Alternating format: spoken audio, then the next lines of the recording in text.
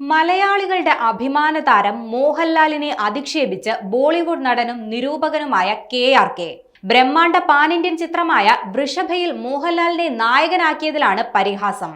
ചോട്ടാ ഭീമിനെ വെച്ച് അശ്ലീല സിനിമാ നിർമ്മാതാവ് ഏക്താ കപൂർ ഒരു സിനിമ എടുക്കുന്നുവെന്നാണ് കെ എക്സിൽ കുറിച്ചത്.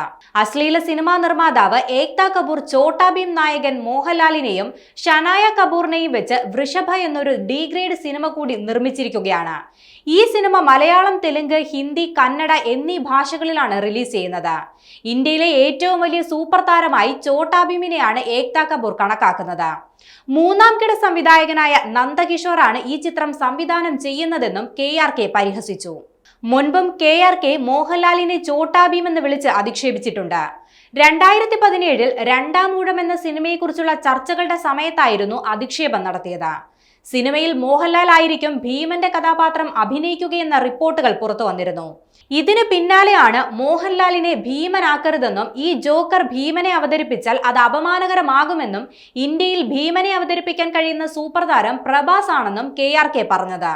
സോഷ്യൽ മീഡിയയിലൂടെ ആയിരുന്നു കെ അന്നും പ്രതികരണം നടത്തിയത്. തുടർന്ന് കെക്ക് കടുത്ത സൈബർ ആക്രമണമാണ് നേരിടേണ്ടി വന്നത്. മാത്രവുമല്ല, ആരാധകർ ഇയാളുടെ FB അക്കൗണ്ട് ഹാക്ക് ചെയ്യുകയും ചെയ്തു. സൈബർ ആക്രമണം കടുത്തതോടെ കെ പിന്നാലെ മാപ്പ് പറഞ്ഞു. മോഹൻലാലിനെ കുറിച്ച് തനിക്ക് കൂടുതൽ അറിയില്ലായിരുന്നുവെന്നും ലാൽ മലയാള സിനിമയിലെ സൂപ്പർ സ്റ്റാർ ആണെന്ന കാര്യം ഇപ്പോൾ മനസ്സിലാക്കിയെന്നുമായിരുന്നു കെ പിന്നീട് വ്യക്തമാക്കിയത്. മോഹൻലാലിനെ നായകനാക്കി ഒരുങ്ങുന്ന ബ്രഹ്മാണ്ഡ പാൻ ഇന്ത്യൻ ചിത്രമാണ് വൃഷഭ.